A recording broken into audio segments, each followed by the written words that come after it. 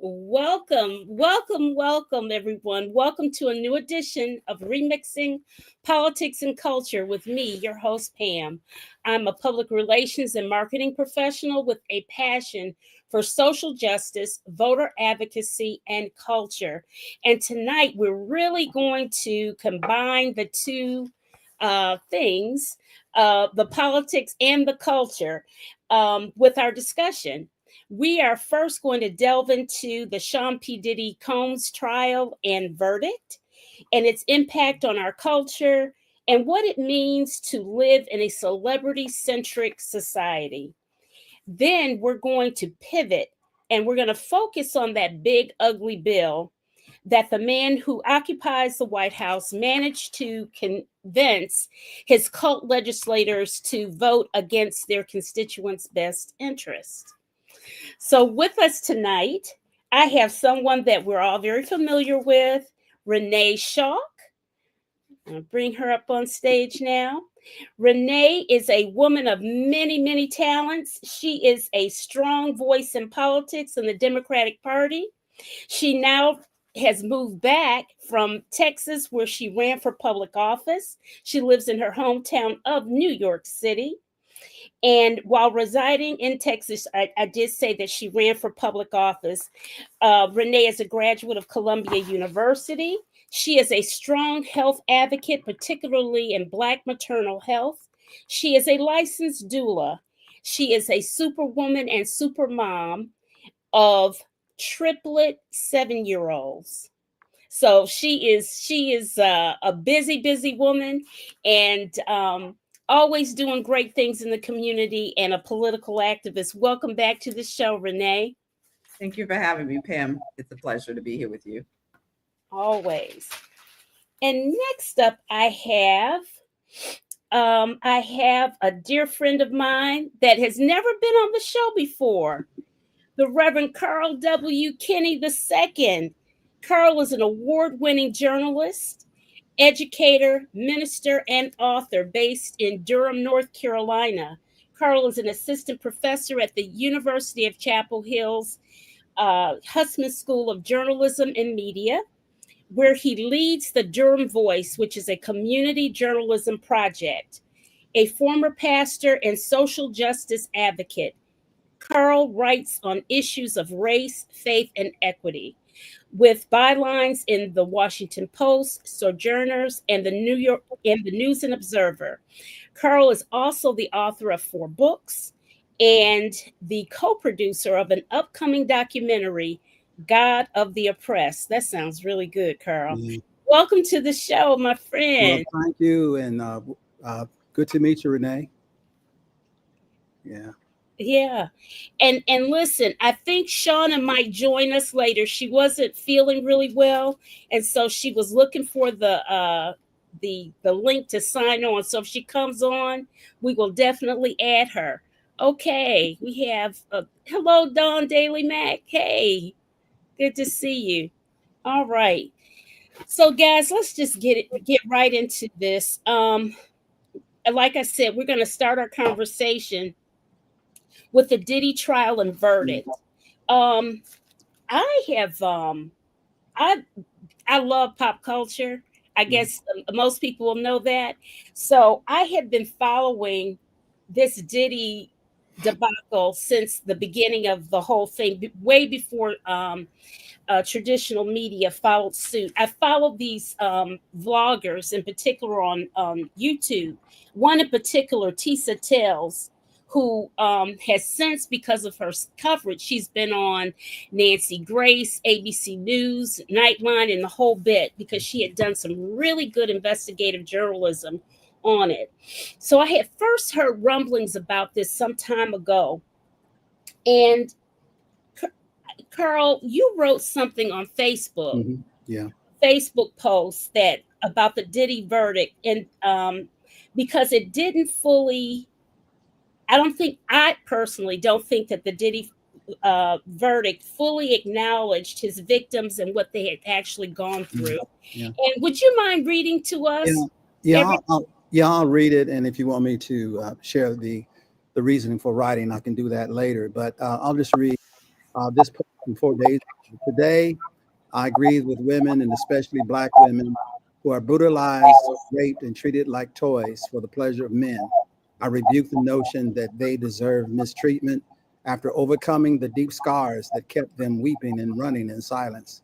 I challenge power structures that force women to play games with a promise to be uplifted.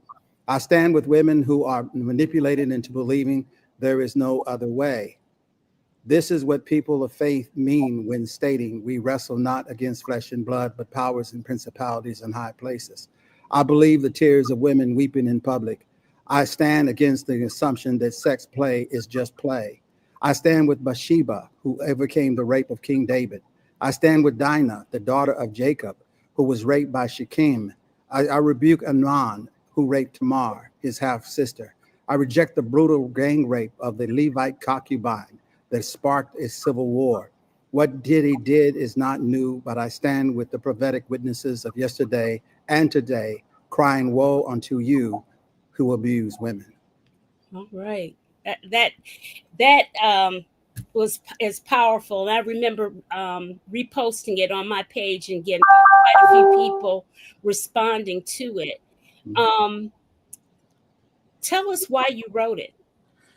Well, Pam, you know my work for a long time. I've done worked as a local column writer and as the curator of Revolution before taking position at UNC in the Department of Journalism. And my grappling over the years has been to the intersection of faith and public space. Mm-hmm.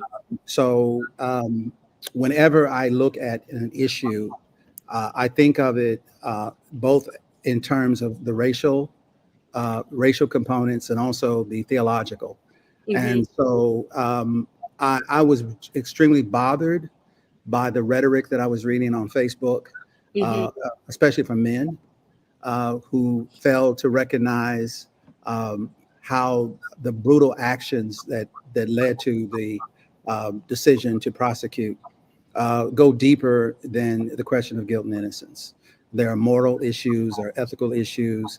Of course, there are legal issues also. But I felt really saddened by what I believe was triggering women. You know, I thought that this scenario, this case, could lead to a deep triggering of women who've encountered misuse of their bodies. Yes. So that's why I wrote it, is just to make a statement that in this moment where I can hear the tears of weeping women, I wanted to stand in advocacy and support for women who are being triggered. So that's why I did it. All right. And Renee, you have any comments about the trial? And I think you may have read what Carl has written as well. Unmute yourself. Thank you, Carl, for that. That was very powerful. And I needed to see more men, particularly Black men, stand up for the women in this trial. I have had several conversations with quite educated Black men, family members, and I even had one of my family members call the women there whores. Mm-hmm. And I thought to myself, well, I mean, the RICO is kind of a difficult concept to understand. And what I think a lot of the jurors didn't understand, that those 4 charges were all attached to what is considered RICO. Right. And so if you found him guilty on at least one of those charges, he had to be found guilty on RICO, because that's what RICO is. It's trafficking people. Right. Taking people over state lines for prostitution, whether you pimping them or they're deciding to go on their own. And I think that it was such a complex concept for people to grab that they didn't understand that, you know, right. You had to find him not guilty on all 4 charges to find him not guilty on the RICO charge. And I think that's what people didn't get. And so they couldn't argue with the fact that he took her over state lines and he, you know, and for prostitution, because he admitted that. His lawyers and all of that admitted that.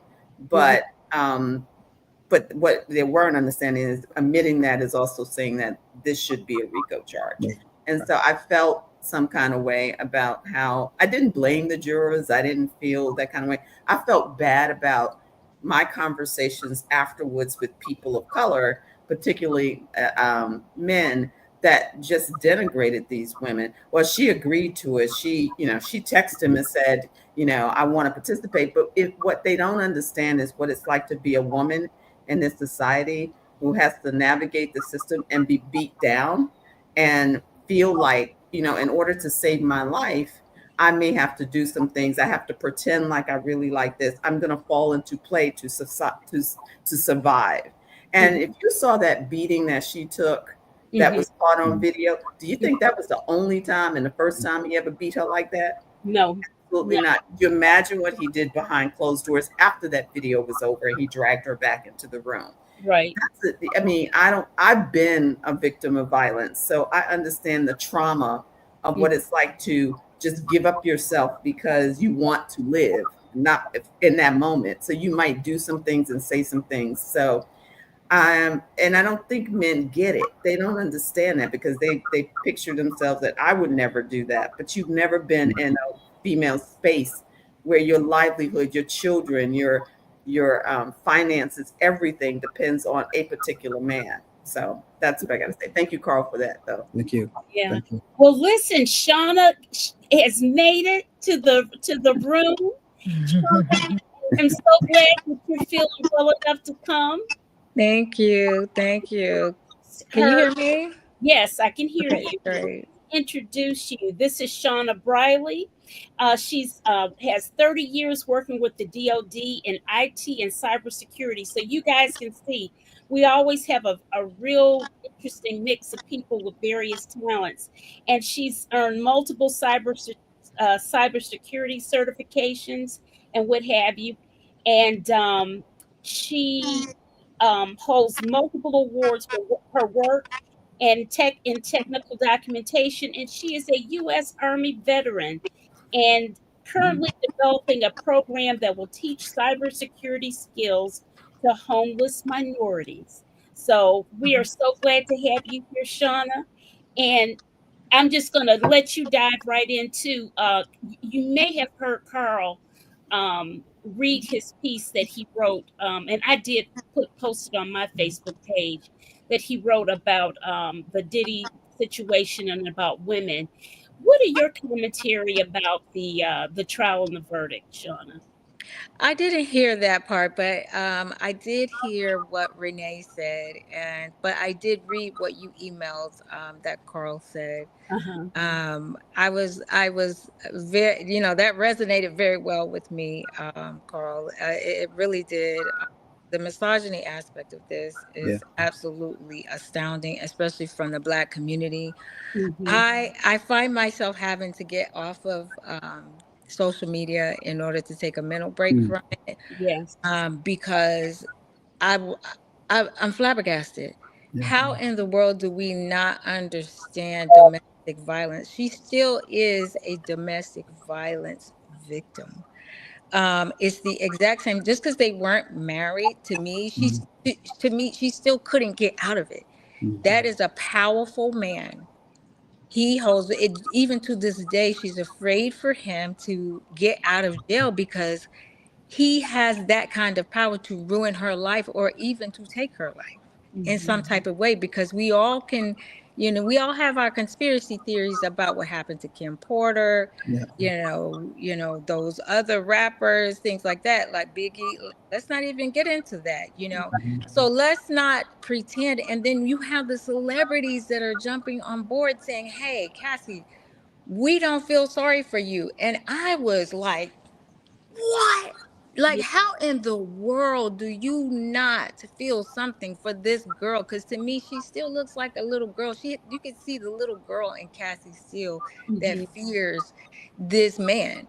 And it is a huge disservice, and it's disappointing. And for the Black community to not become behind her and stand behind her and just say, hey, at least give her some type of words of encouragement is beyond even the women.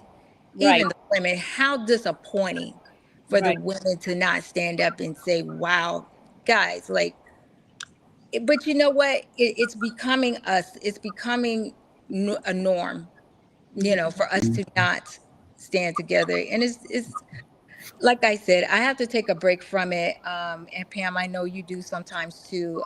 Take a mental break from how we deal with the world now. You know, there are people who are disconnecting. If you look at how our people, or people in general, not just African American community, view violence, and just accepting of it. Well, she deserved it. She could have walked away. You know, Right. we have an excuse for everything.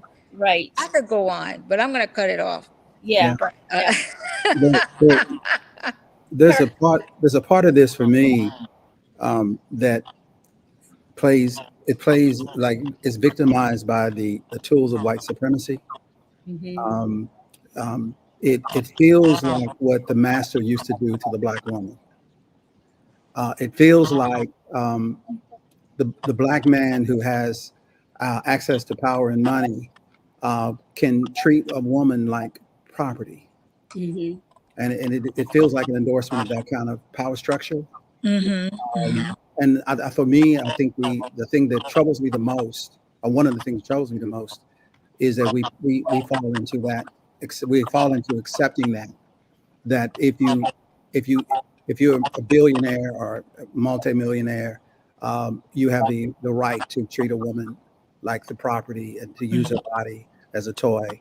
Mm-hmm. And to me, to hear black men affirm that uh, is this co-signing on the historical contribution of white supremacy, and absolutely. that bothers me. One of Carl, the I'm sorry. no, Carl, go ahead, Renee. Carl, can I piggyback on that? That Please is exactly some of the excuse that I got from people was like, well, she got paid in the civil suit, so why does she need to send him to jail? Or that, she got paid. It wasn't like she could have left, but she stayed because of the money. I'm going to tell you, it don't matter if the person is rich, poor, whatever. If you are feeling like you're trapped, if you feel like your life is in jeopardy, it don't matter how much money the person has. You're going to do whatever you can to save your life. And other people don't understand that he sent, apparently, even some of these big, strong guys were afraid of Diddy, that he would send people after them and kill them. So why wouldn't she be afraid? I mean, you're okay with that? They said they were afraid, but she can't be afraid enough to not want to leave or to go somewhere. Also, the other thing that I heard, which I did not know, he extorted her family for $20,000 He to did. keep to so that, and he did that because he threatened to expose her for having all those orgies or whatever he wants, freak Yes. outs or freak Yes. on or whatever. I think I heard So something about that too. Yeah. Yes. yeah, $20,000 for a family that's middle class, that's a lot of money. And you're a millionaire. Why would you do that? So They it took was out, a lot of that going they on. took out an equity loan to pay that, and then he did give the mom the money back because she testified. That's why I don't understand why they did not get. I can, to be honest, understand why they didn't get the full RICO charge, only because Mhm. it's such a high bar to Yeah. without a shadow of a doubt. But for some of those other charges, all you had to have was one time where Yeah. the woman or man or whomever it was said, no, I don't want to do this. I refuse to do this. I don't want to do this. And then they felt that they had to do it anyway, just one time. And they had those examples over and over and over again with Cassie and with the other young lady. And one of the problems with I feel, to me, when I look hindsight, looking at it, I did not know that the prosecution's staff was all white females. I didn't know that. Mhm. But I really think that was to their disadvantage, not by not having any men on their team. Yeah. Okay, because there were 8 male jurors on that case. Men and women look at these things very differently, very differently. They absolutely do. We're not the same, and it wasn't a mix. They were all Caucasian women. Why didn't you have a sister or two or somebody up in that mix? You really and truly diversity, and this is another crowning point for diversity. Diversity matters. The defense team had a diverse team. And I think it matters in how they dealt with the people that, with the jurors and stuff. Well, we had a warning um, shortly before the verdict came down that the jury sent a letter to the judge indicating that there was one of the members of the jury who refused to follow the rules. Mm-hmm, So they only needed one person. mm-hmm, And so we got a real clear sense that there was some trouble in interpreting the law. The letter of law was not properly being followed by members of the jury. So it's a complicated case. People brought a lot of their own biases to the trial, mm-hmm, and I would love to see a roll call mm-hmm, of who voted for what and why. Mhm. We knew. I felt that once the letter went to the judge, they were hung because one jury refused to follow the rules that Right. that were passed down from the judge. At that point, I pretty much knew there was going to be a bad ruling. Yeah. The other thing too is that they really,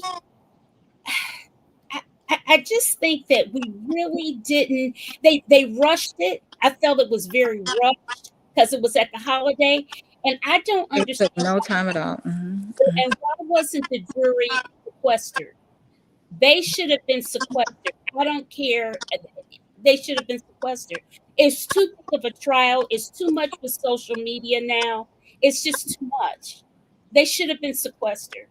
Yeah. Yeah. And the other thing I want to say, don't they usually survey the jury after it's over? They They usually do usually like do, yeah. they usually go and interview them and get their assessment of what happened. Yeah. But I don't know if that's after the verdict, the sentencing, I'm sorry, if it's after the sentencing or after the verdict. But I think they usually go and talk to the jurors to see if they want to talk to whoever, the lawyers or whatever, and find out what their thoughts were and what they think happened in the trial. So we might get some backdoor stuff later.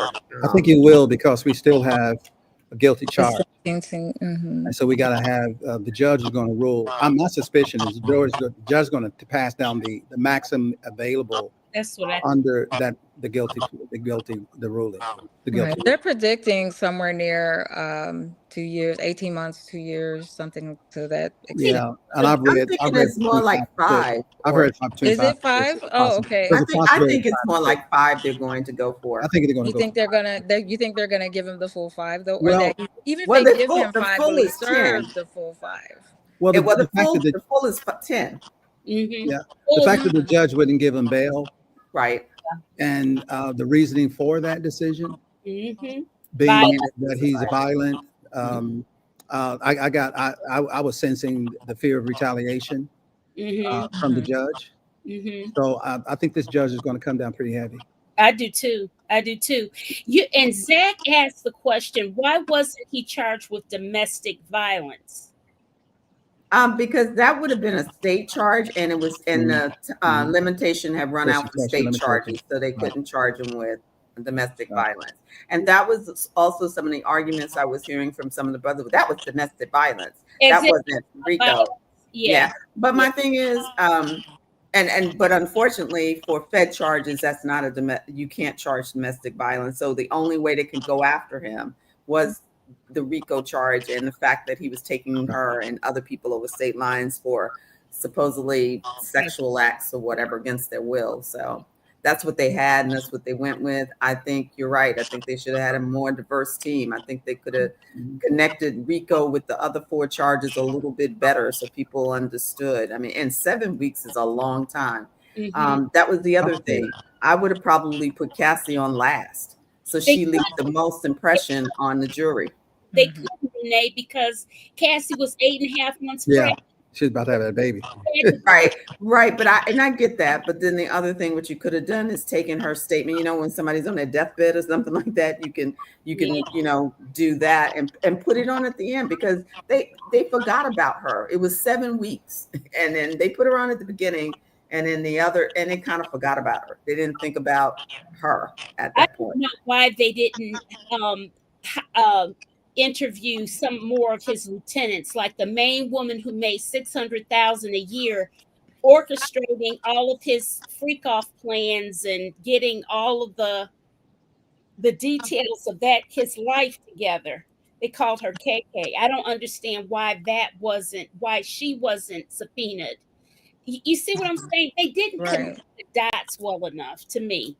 Well, maybe they would have subpoenaed her, but she would have been a hostile witness. I mean, and sometimes you, just because you know something about somebody, they can go up there and blow your case apart because they don't want to be there. So perhaps she was subpoenaed, and they were like, she ain't gonna help us. Understand? I mean, I was following this case tough, but look, I want to show you guys some video of his Homeland Security thing, because to me, when it's something that we probably forgot about because it happened in the summer before he got his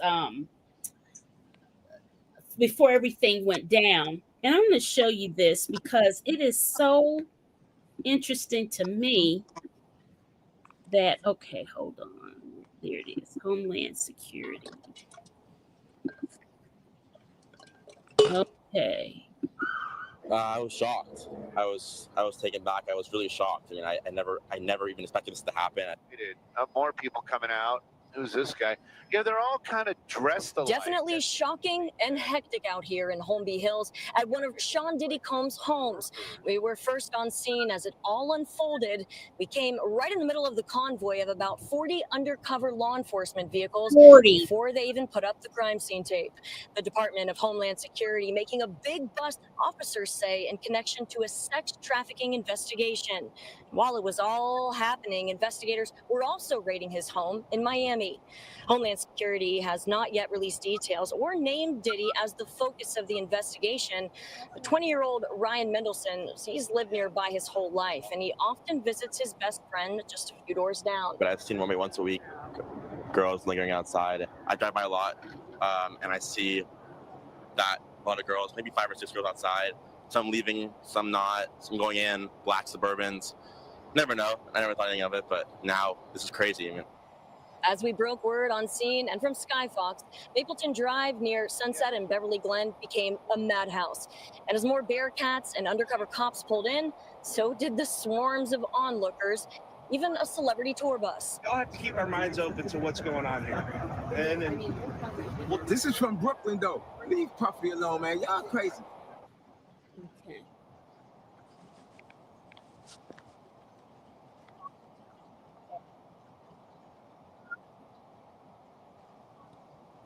Okay. Get you back. Okay. So what blew me away about that is that when I looked at the list of charges, did you see how many people that it looked like they were invading a small country. Literally. Yeah. Now, I don't recall that kind of action when they were talking about Epstein and Weinstein. I mean, they had Bearcats. They had, 40 trucks. 40? That was insane. That is insane. I mean, absolutely. I thought they were going to charge him with murder or something, the way they carried that on. But even a murder, they don't do all of that. Like, yeah, that is, I mean, so I guess the thing too here again is you're black. But that was checking that out, that was wild. Well, see, for me as a journalist, Pam, my question is, what did they believe they had prior to the invasion of the property? What is it they were thinking would show up? And was there more that they thought was present that didn't show up? Mm-hmm. So what we have is the aftermath of all of that. Mm-hmm. But I would also like to know, what information do they have that they couldn't bring to court because they didn't have enough evidence to prove their point? So we have the decision, we have what was presented before the court.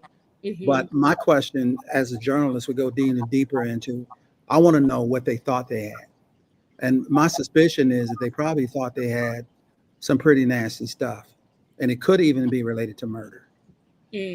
But we don't know. Right. And I think it's important that we think about that. Right. I'm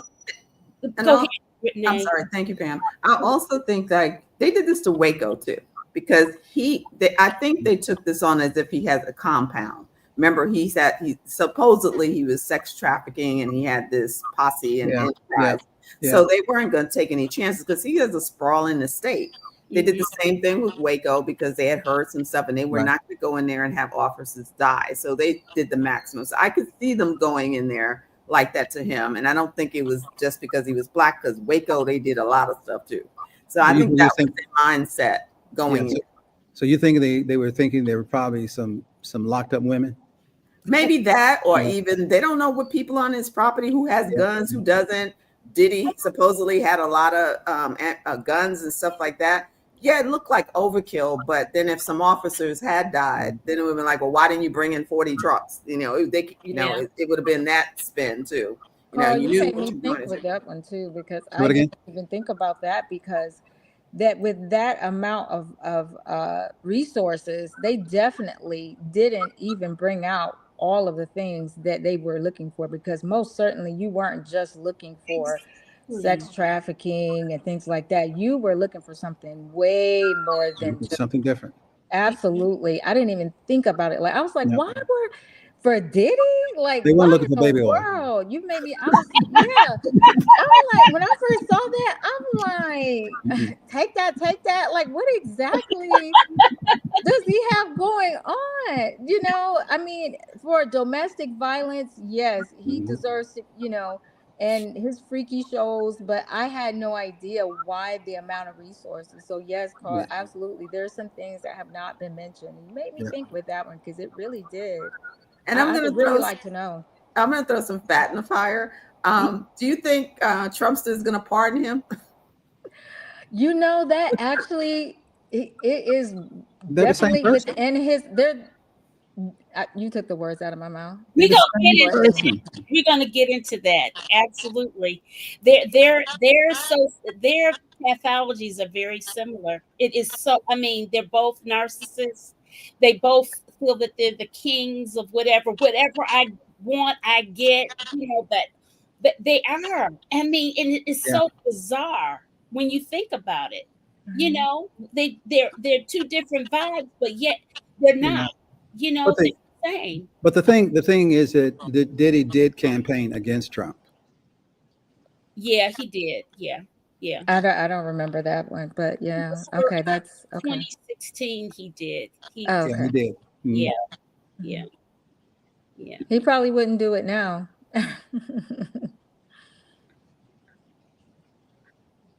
Oh, look at this. Zach says the conspiracy theorists say that the whole trial came about because Diddy has stopped following orders of his white handlers.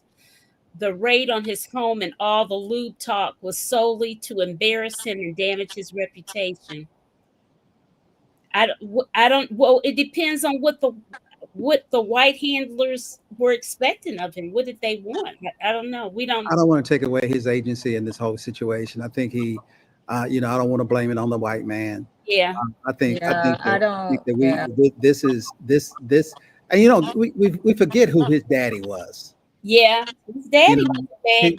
His daddy was, the friend of the American gangster. So he was a gangster who took Diddy to gatherings with the gangsters, and he was murdered and for snitching. So this is how he grew up. Mm-hmm. Yeah. So but I don't want to take his agency away. I don't want to say that the white man did it. He did this. Yeah. So it'll be interesting. It's going to be really interesting to see what the good judge does for him as far as the court case, his what he gets sentenced to. Yeah, it's going to be very interesting indeed. So okay, so are we ready to pivot, guys? We're going to pivot to Trump's big ugly bill. Yeah, because to tell you the honest truth, I checked out a little bit on Diddy's trial for this, because at some point I was like, there's much more important things going on in the world besides this trial. I would feel really bad for Cassie and the victims, but I had to check out on it because there's only so much you can take, and you have to take in what's important. For Yes. me, this took priority. Absolutely, absolutely. So, devastating impact for Americans with lower incomes, the big ugly bill. And for those in the middle class with increased healthcare costs, people going to lose their healthcare. There's Yeah. already one hospital that we know of thus far in Nebraska that has closed because they're anticipating. They're saying that the way they set this bill up is that a lot of the Medicaid cuts and what have you won't happen until 2007 after Right. the midterms, and that's 27. strategic so that they're 2026. yeah, 27. after the midterms, after that happens, it won't those cuts won't happen until Mm-hmm. they think they've been voted in already. Right. So the potential loss of Medicaid, Medicare, cuts to the food benefits. I mean, who there was even on the House, not the House floor, on the Senate floor, a proposal for to make SNAP benefits available for children 12 years old and younger, and they denied it. The Mm-hmm. Senate denied it. So, higher energy bills because the LEAP program that happens every year Right. that will be phased out and what have you. So, I don't know. I don't. Well, Trump is just sick. He's sick mm, mentally, physically, and otherwise, and I can go on and on about that. But Carl, yeah, I was going to say that if I perused the 1,000 pages. This 1,000 page bill, 1,100. It's 1,100 pages, and there's a connection with virtually every part of the big ugly bill and reversing something that Obama and Biden enforced. mm-hmm, So there's reversing of the alternative energy solutions. mm-hmm, Of course, the impact on Medicaid is going to be severe. There are also provisions that change the handling in the judicial system. mm-hmm. Um, there are pieces that um, reverse. Well, the $450 billion passed to build a big wall. Mm-hmm. So there's that. So virtually every piece of it is reversing a decision that was made by the Biden and Obama administration. So you get a kind of sense that this is payback. Mm-hmm. You did this, we're going to take it away from you. Retribution. And it's really kind of sick because the people going to suffer are mainly going to be white, poor people. Yeah. Well, and you. What do you all think about us? I'm talking to my sisters here. Part of the 92% that voted for Kamala. And so many of us have said, well, we're going to lay back because we're tired or whatever. But the fact of the matter is that all of this stuff, no matter what happens, we're all in it together. It's going to impact us too. So are you still going to fight? I know I'm still fighting. What do you think about that, Shauna? Are we? What's your question? Is what do you think about the attitude? Okay, well, it's not my problem, Mhm. people being deported or whatever. But the thing is, we're not just going to deport the like Hispanic people. They're coming for anybody black and brown, I feel.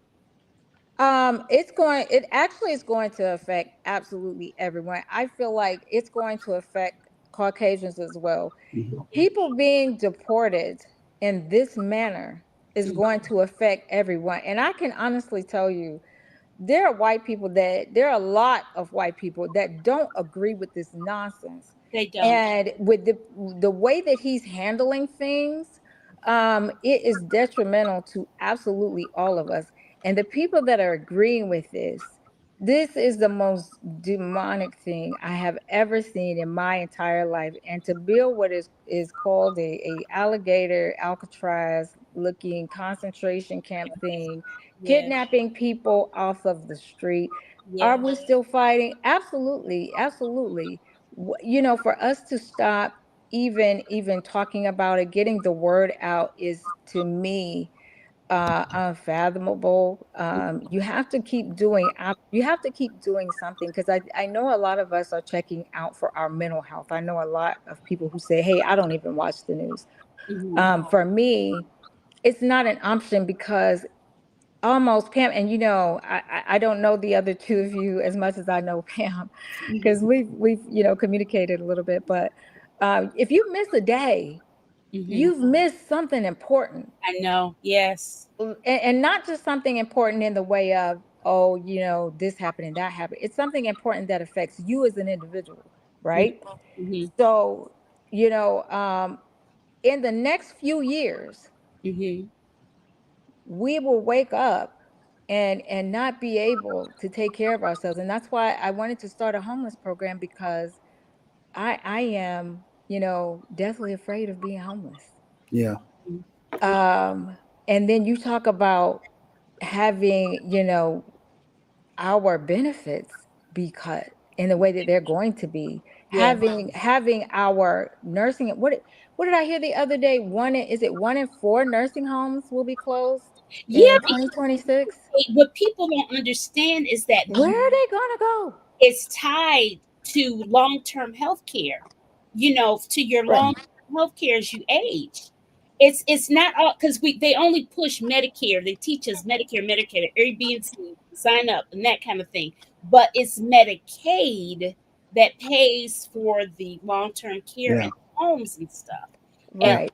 and that's what a lot of people don't understand. And I did a whole fair in Yeah. Durham about aging gracefully and Yeah. Yeah. Well, And on top of that, to stop preventative care. So they're doing it twofold. So they're stopping programs for preventative care, yeah. right? So we don't want to prevent you from getting sick. And then we're going to have programs that will stop you from being cared for once you are, Mm-hmm. especially as you're aging. Yeah. And it is the scariest thing in the world to, number one, disconnect from that, Mm-hmm. you know, and especially as a minority, we definitely need to be in the know, because a lot of minorities, especially poor minorities, are going to get the shortest end of the stick.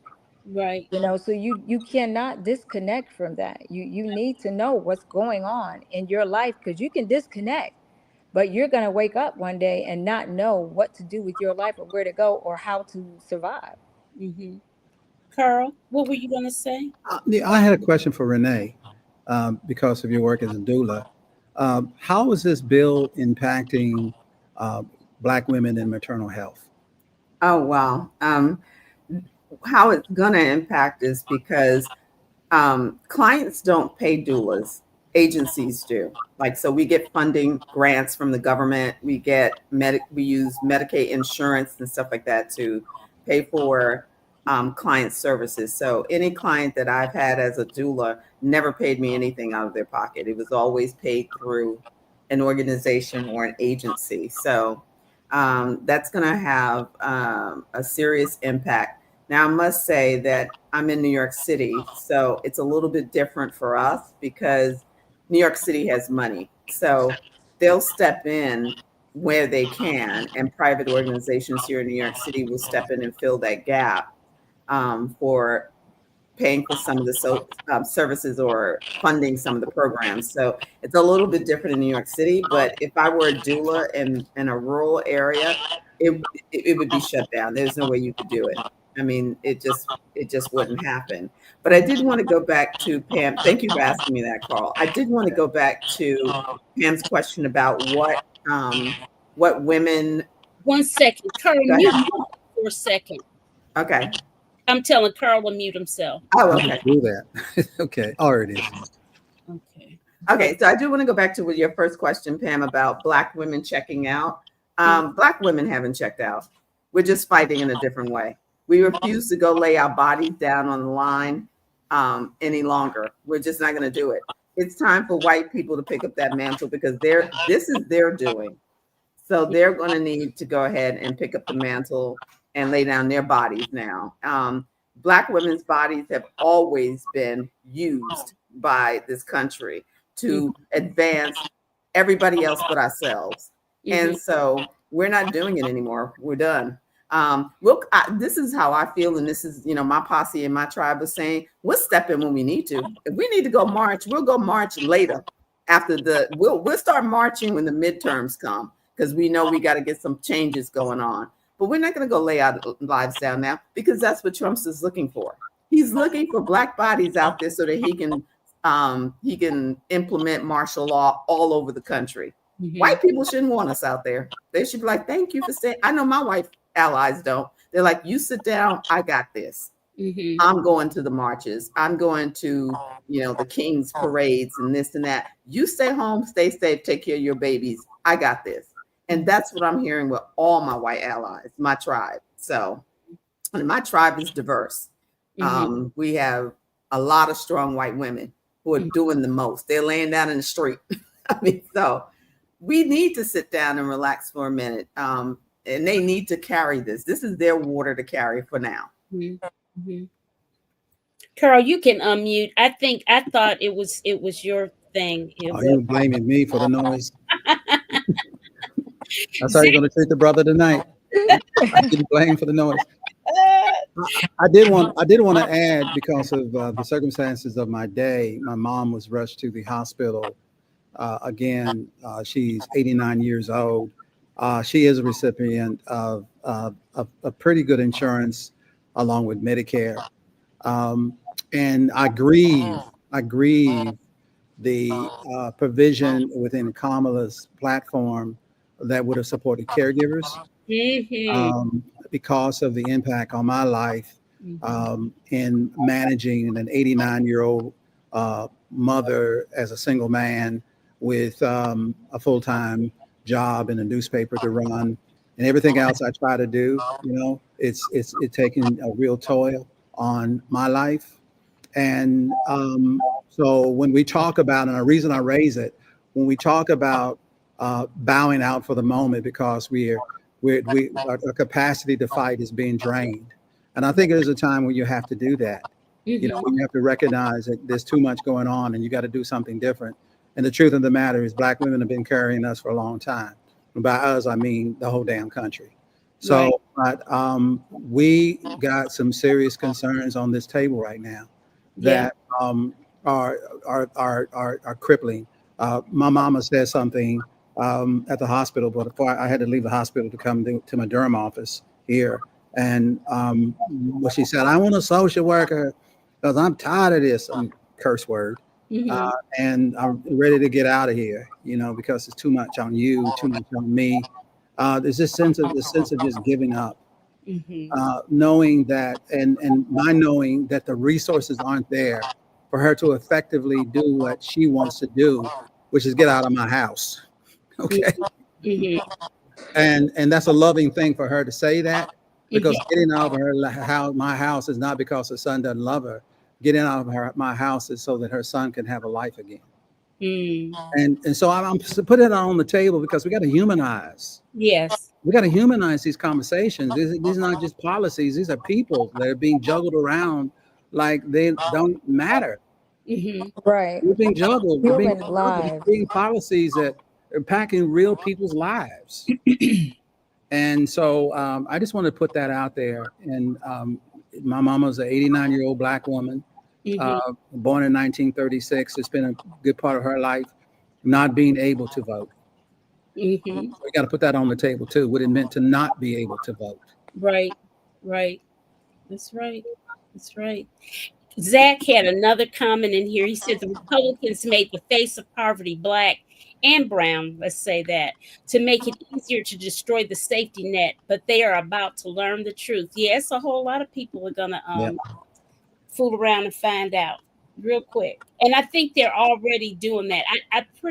I'm confident that they are, because this bill was so unpopular, and yet Trump gets up there and says it's the most popular bill ever. He just is a perpetual liar. He's on drugs. He's on drugs. He's not on drugs. He's just naturally. He's not on drugs. He's just crazy. Yes, he is. He's on the drug called himself. Well, did y'all? I read an interesting fact the other day about I call it the big bullshit bill. But we can cuss. Yeah. Thank you. It's after 8, I Pam think. just doesn't curse. Hey, does Well, anyway, so one of the you things I know. read was that 49% of the Medicaid voters in this past election voted for Trumpster. Yeah. 49% of Medicaid voters voted for Trumpster. un- So, uneducated, foolish. no, and we got to be real about what this election was about. It wasn't about food. It wasn't about the eggs. It was really about we want to get rid of certain people out of this country. Trump is willing to do it. That's what all this border stuff is about. It's not about illegals, obviously, quote, illegal people or drug dealers or whatever. It's about we want to take the browning of America, black and browning of America. And if they could send us back to Africa and find our heritage, I bet our asses would. Hey, Excuse me. give me a ticket. I'll go voluntarily. Send me a plane ticket. Right? Give me a plane ticket. But have you guys, I'd like to ask the panel, have you guys heard of, there's a specific term, and maybe somebody can remind me of it. There's a specific term of people who voted for Trump, specifically based on a specific topic. Some voted for him specifically based on their belief of border control, or his stance on gay marriage, or just a specific topic. And I can't remember the term. They honestly did not vote for Trump to have all of this happen. I have people in my family that voted for him for specific reasons, but not for all of the things that are happening now. Now, mind you, I tried to tell them, okay, because you warned them. I have a mouth. I'm a big advocate of, number one, not just being to the left, because actually I have conservative views as well. So nobody can just come to me and say, oh, you're a complete liberal. I am not a complete liberal. I'm on the side of right. Okay. So if there is a conservative view that I agree with, I'm going to agree with that. So I employed them to read Project 2025. Yeah. All right. So when at the end of this term, and he really started to align more with that, no matter what he said, I employed them to go in and view that. Okay. Go down the line and see what it was all about before you cast your vote. And really and truly, let's just keep it a buck, you guys. This election was not based on voting. It was not won on votes. Okay. Yeah. It was illegally won. Yeah. Yeah. I wanted to acknowledge and give all reverence to my colleague at Hussman, Trevi McDonald, just made a point about the one issue voters. I'm not convinced that voters are being honest about why they voted. I do believe that we're facing more. It's not really a political war anymore. It's more culture. I do believe that if Black men were being honest, Black men were really being honest. You have it. One issue voters. I would say that Black men voted against Kamala because she married a white man. Oh, I forgot about that. Yes, and that's, if we were being honest. Somebody said the term is called one issue voters. I think it was something like that. Yeah. Now I'm gonna say I don't know if I really truly believe that. I think people make up reasons why they vote the way they do because they already know what they want to do, and nobody's gonna come out and say, I'm voting for this man because he make my white privilege more white. Nobody's gonna say that. So they come up with, because the price of groceries, the price of eggs, and Black men are never gonna say, I'm voting for him because he's so macho and and I don't want to vote for a woman. They're never gonna say it. So they pick something else that they can latch on and say why they voted for them. All the excuses that people made of why they voted for this man. And I'm not gonna say 99% or even close to 100, but a large majority he gave them so much they can choose from as an excuse instead of really saying what they really are voting for. Right. And that was the case. Men didn't vote for Kamala. Some men didn't vote for Kamala because they were just never going to vote for a woman. Period. But I've heard men That's say true. that. Yeah. Those are conversations we had at the barbershops. Because I'm going to tell you, if white Hillary Clinton couldn't get elected, I thought Kamala was going to get elected without people actually deciding that they were going to actually vote for a woman. It's a high bar to hit. I thought she could hit it because of how crazy this guy was, but She did. I was wrong. I actually believe that she probably would have hit it if she had a little more time.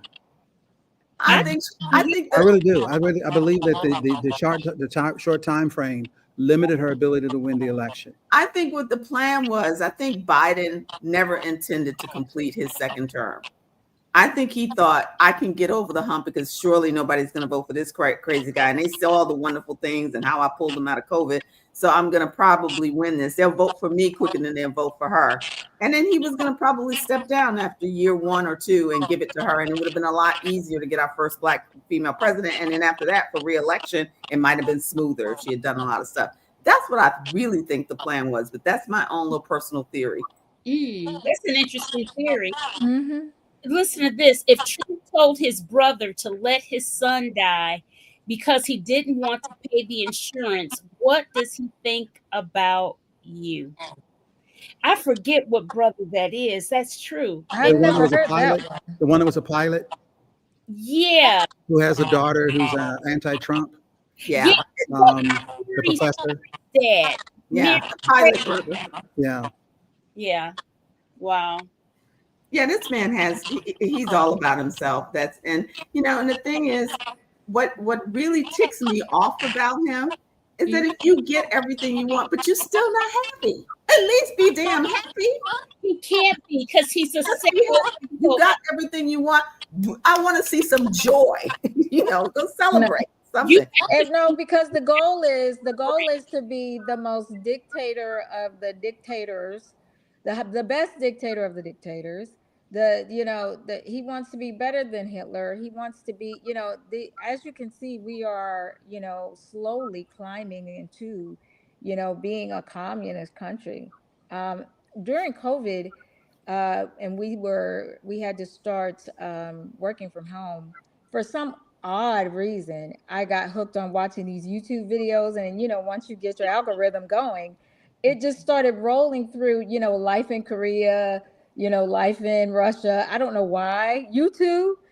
And so I don't know why that started rolling through, but it was interesting. And I'm telling you, the things that he's doing are absolutely in line in how they live in those communist countries. So he wants to be better than them. Apparently, they don't have alligator islands and things of that sort. But at least I'll say this: Putin at least gets joy. He goes horseback riding. He has fun. He laughs a lot. You see him laughing. You see Kim Jong-un laughing. I mean. Well, I think once he gets all these things in place, maybe and once we are good and miserable people, then he'll be able to build a fun park that nobody enjoys, like Kim Jong-un, and have his fun wherever he can, but seriously, I think once he implements everything that he wants, and because mind you, he's hitting us, he's got to get all this stuff out quickly, because if he implemented things in a slow pattern, we'll have time to roll it back, we'll have time to fight it all, you know what I mean? So he has to implement all of these executive orders, all of these changes extremely quickly, so that they can, get it done, right? Once they're done, then, he can go ahead and start rolling out the rest of the plan. Just like I think it was, I forget the name of the guy that comments, Zach. He said Project 2025 is about 90% complete. Yeah. And the thing is, though, is that he isn't making the progress he thought he would. The courts have stopped him in a lot of cases. It's only temporary until we can. This is what I think is. I think he didn't expect. But he still has that power, though. He still has the power in the courts. They're stopping him. He's not making the progress. But if you take it, back to some of the stuff they stopped him on, they come back and they allow him to do it. And it's like, are you kidding me? Yeah. Like, Well, it's like he's, if you really look at what's happening, he really isn't getting anything. He hasn't taken anybody else out of the country yet because he can't, because the cases are still in the lower courts. The SCOTUS didn't say he can do it. He just said, they just said if he can do it, if he gives them due process, which means he's still got to go through the system to deport these people. Yeah. So I don't think he's getting what he actually wants. He's being stopped temporarily, which is good, but it's only a temporary stop. I don't think Trumpster thought that the courts would move as fast as they did. He thought they would take a year or so to get to his cases, but they're moving quick, fast. They're doing it like 30 days and sometimes a week or two. Some of the other items, though, we thought he couldn't get away with, he's getting away with. We're like, so as we process all of this, I want to keep the forefront the conversation about how he's effectively attacked the press. Yes. Oh, You know, God. Please don't get me on that. Our role is the watchdog of government. That's right. Okay. We bear the responsibility of keeping things in front of the people so that we keep corruption away. He has taken the funding away from National Public Radio. There has been this aggressive attack on academic freedom. There's this aggressive attack on the press in our ability to effectively communicate our opposition to the Trump administration under the assumption that we're not being unbiased, right? So as we think through these issues, keep your eyeballs on what's taking place with the press as we know it. As a member of the press and also a member of the faculty, I walk consistently on eggshell because of, well, be very mindful. I ain't scared, but I am very mindful of the importance of having a person like me in those places. And I'm also aware that there have been cases where we've been removed because we scream too loud. Even on being on this show is a risk. Yes. So I think it's important that we think about, as we begin thinking about what to advocate and support, what we advocate in support of, please keep your lens on the freaking press. Yes. Yes. That's why that's very true. Independent spaces, Yeah. It's like you have to, you got to do what you have to do. Yeah. Guys, it is that time. I have enjoyed you all.